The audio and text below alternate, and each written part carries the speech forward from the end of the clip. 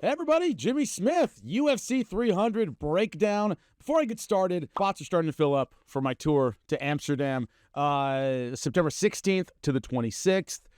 People who don't know, I'm taking 11 people. That's it. To the Voss Gym in Amsterdam to train with me.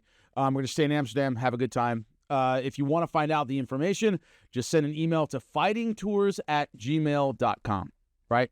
Come out with me, train in Amsterdam, have some fun. But it's starting to fill up, so I'm only taking 11 people. So, on to UFC 300. The big debate before I even get started. Is it the greatest card of all time? Right now, I'm leaning yes.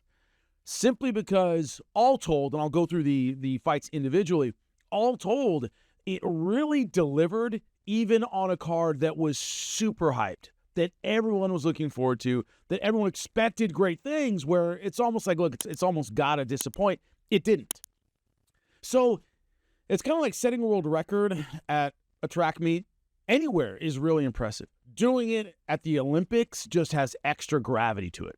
And so 300, because of the hype and because of the expectation, right, really delivered in a way that it easily could have missed when you consider what people were looking forward to. It almost had to miss, and it didn't, right?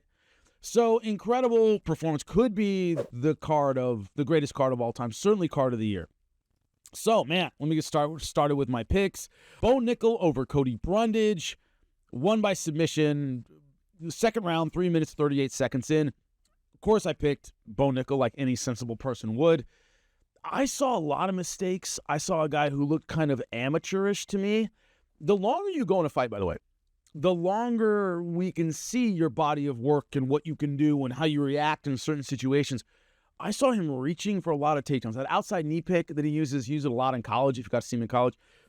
Just kind of like diving for it rather than setting up. His transitions from his striking to his grappling weren't that smooth. Went for these big throws and missed a couple of them. And yeah, did he beat Cody Brundage? Yes. You can see the things that are going to catch up with him fighting top 10 opposition. The problem with opening up UFC 300 is with a win, you're facing top 15 guys from this point on. I didn't see a guy who's going to beat top 10 fighters. There are guys between 10 and 15 I think he can beat. Not a lot of top 10 guys he can beat fighting the way he did against Cody Brundage. And the problem is now we're going to see that leap, and I saw a lot of issues here. His ground game's good. He doesn't do great in dominant positions, right? It's not as slick as a lot of guys who've been doing it a lot longer. I just saw the gaps. And you could sit here in the comment section, please let me know. Oh, you're kind of nitpicking. I say this, that a great coach, right, of fighters sees defeat and victory. Meaning, oh man, I beat this guy up. Yeah, but you did this wrong, this wrong, and this wrong. Oh, you're nitpicking. Yeah, but it's my job to make you better as a student. So that idea of I'm looking at not Cody Brundage, I'm looking at when you face better guys who are going to take advantage of these mistakes. I saw a lot of mistakes. He's still very rough around the edges. And I think he saw that when he, got up and seemed disappointed in himself. He made a lot of mistakes. He won, but it's going to get a lot harder from here on out. And I don't know if he's improving fast enough to justify the matchups he's going to have from here on out. So a win. So yeah, all right, that's a win for me in my picks, but I saw a lot of mistakes when it came to Nickal over Cody Brundage. He does win. Second round, submission by rear naked choke. Arman Tsarukyan, Charles Oliveira, split decision, 29-28 on two judges' scorecards. This was the one that I got the most heat for. Everywhere I put this up, I said Arman in a late fight. Arman and take the over. And everybody thought I was out of my mind. I thought it would go like this. Listen to how I broke it down, that he's going to play a safe game on top, short punches. He's a great grappler in his own right. He's going to be hard to catch. He knows what's going on. He's not going to be easy to catch for anybody. And I thought he'd play a conservative game, stay on top, and win by decision. That's exactly what happened. At round number one, when Charles got that guillotine, I thought that was done. I did. I was sitting there going, all right, this is over. He beasted out of it. Gave up mount, but that's part of kind of how you get out of that position. If you've ever been in jiu-jitsu, you're in a tight guillotine, you roll over. And sometimes they'll mounted guillotine you. Other times you'll slip out and give up mount, which is exactly what he did. So after that, the problem with Charles Oliveira, he still has a little of that go for it. And if it doesn't quite work, he tends to slow down a bit, and that's what happened in round number 2. Arman was able to get on top and land these short elbows, bloodied Charles Oliveira up, started wearing him down, really was putting it on him in that second round. And round number 3, doing kind of the same thing in the beginning of the round. At the end, Charles Oliveira did attack, did almost get that front choke to finish things, did finish strong, which is why it was a split decision instead of a unanimous. But Arman won the way I thought he would, really. But fans just thought I was crazy. And I thought if you're picking Arman, you're picking a late fight. I don't see him finishing Charles Oliveira early. If you pick Charles, yeah, you go for the quick finish because that's generally how he gets it done. But if you're going Arman, go long.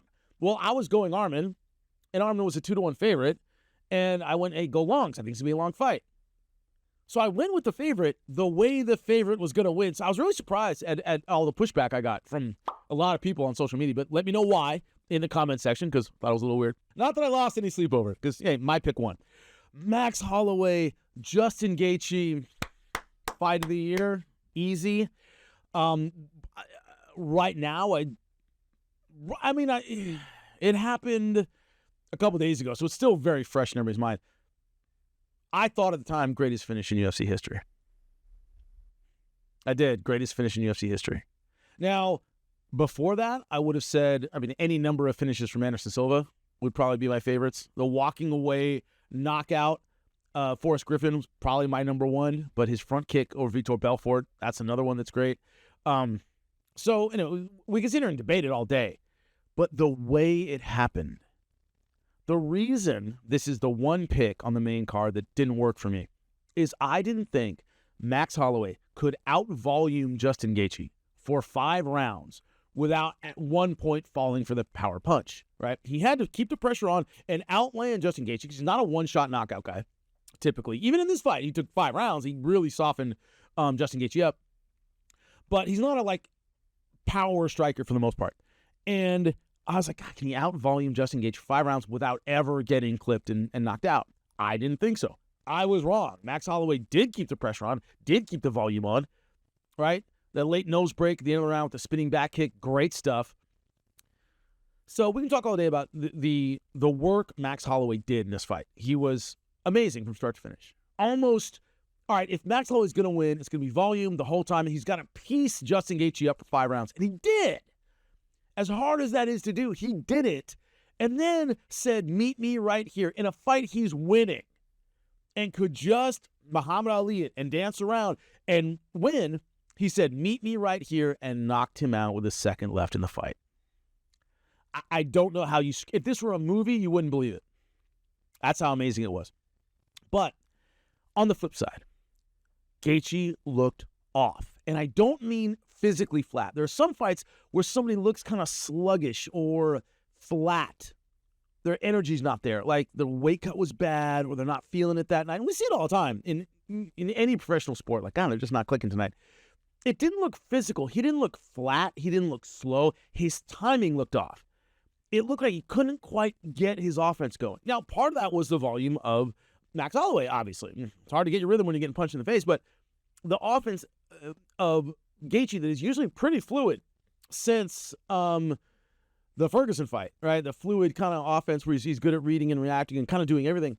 Nothing seemed like it was clicking offensively or defensively for him. It just seemed like his timing just wasn't quite there and he couldn't quite manage it. Was able to land some power punches against Max, okay? And he had his moments, but all in all, I thought he just isn't offensively clicking tonight. And it didn't seem like he was physically flat, which you see in some fighters. It seemed like more a mental thing. He just couldn't quite get his offense going. And against Max Holloway, can't get your offense going, you're done. But one of the greatest performances in UFC history. Hats off to him, man. Unbelievable. He's a legend for the rest of his life. It's incredible. One of the greatest performances I've ever seen. So I was wrong about that one. Hey, I'll eat that one 100%. Max Holloway proved me and a lot of people wrong beating Justin Gaethje the way he did. Zhang Weili, Xiaonan. This was funny because this also kind of worked out the way I thought it would, which is Zhang Weili is better at everything than Yan Xiaonan. I'm not saying Yan doesn't deserve to be there, that she isn't a good contender, she's not a good fighter. It's just the Buffalo Bills are a good team. The Chiefs are just better. So it's almost like when I was watching this fight, as I was watching it, I thought when Zhang Weili hits with power, she's more powerful. When she takes Yan Xiaonan down, it's with more authority. When she gets on top, she doesn't let her go. When she goes after submissions, she gets much closer. Did have her at the end of round number 1. I'll address that in a second. But it was almost like Yan Xiaonan had her moments, right? There were moments when she knocked her down, when she took her down, when she got on top, but it was never quite as bad as when Zhang Weili did the same thing. So it's like a team that has a better running game, better passing game, better defense. You're still going to score touchdowns. You're going to have your moments. But over the length of the whole game, in this case, over the length of the whole fight, the better fighter looked better in better positions. When she hit with power, she hit with more power than Yan Xiaonan. When she took her down, she smothered her for almost the entire round. When she went for submissions and ground, it was just better than when Yan Xiaonan did the same thing, even though she had her moments of success. So great stuff from Zhang Weili. Right now, she looks like one of those just monsters that maybe somebody figures out. Tatiana Suarez is the only person that might be able to take her off her feet and deal with her physically. But she's got the complete package. She looks amazing. She looks like, a step better than everybody else. Tatiana Suarez might be the X factor here. But great performance by Zhang Weili.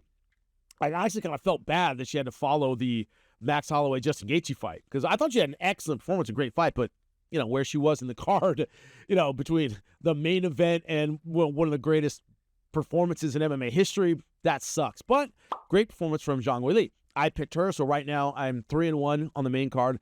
Heading into the main event, Alex Pereira, Jamahal Hill went exactly the way I thought it was going to go, which is Jamahal Hill cornered himself and said, I'm going to stand and bang with this guy and I'm going to win. And I was thinking, is this bravado? Is this, gamesmanship, right? Get him to think I'm going to stand and trade and then take him down and work the ground game. And as soon as they started fighting, I went, he's standing with Alex Pereira.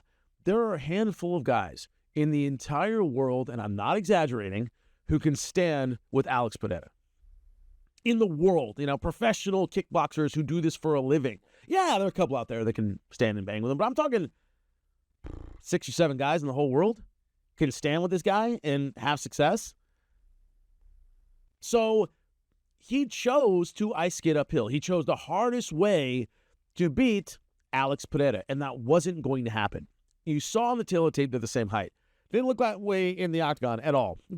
Pereira has a very tall kind of stance, and what's so interesting is guys with that tall stance generally don't generate the power that Pereira generates. The dude is just crazy heavy-handed. So on the outside, not a lot was going on. It wasn't the most scintillating fight in the world, but you just got this sense that once Pereira found his opening and found his spot, it was going to be over. And that's exactly what happened. After a cup shot, where Herbie stepped in and goes, nah, I got this. Boom, uppercut right through the center, knocked him flat. Good ground and pound, strong hammer fists, and it was over. Bang. That's it. The champ retains 3 minutes, 14 seconds of round number 1. You chose the wrong way to win. And we are one of the few, you can argue the only sport that does this. Or combat sport's the only one where people get... My point is, nobody gets into a football game with Patrick Mahomes and the Chiefs and says, I'm going to win a shootout with Patrick Mahomes to show that I'm the... No, I'll beat him however I need to beat him. We'll run the ball right down his throat. We'll play tough defense. You don't say, we're going to take on the strength of this team and do it better than they do it. It's almost stupid, right? We're going to win this game against Steph Curry past the three-point line. We're going to take... Why would you? All right? We're the only sport where these fighters draw a line in the sand and make it about ego and end up making the wrong decision. And who knows how much his team could have said, don't do that, right? How about we don't do that? How about we don't stand and bang with the most dangerous kickboxer right now on the UFC's roster? Maybe of all time when it's all said and done. But he did, And it was clear from the beginning that that was his choice and that was going to bite him. And I don't know how you could see it any differently. His only hope in that fight was in the first round, we saw some takedowns, and I went, okay, he was just trying to get, Pereira to fight stupid, and then he's going to really take him down and use the rest of his game. Anyone who stands with this guy is going to sleep. Period. Or runs the risk of going to sleep, right? Yeah, maybe somebody catches him. It's, 205 pounds. Those guys hit hard. But, you're choosing the toughest out standing with this guy. And Jamahal at UFC 300, coming back from a serious injury, having over a year off, chose to win the hardest way possible. And to me, you can't think that way as a professional athlete. And he did, and it burnt him.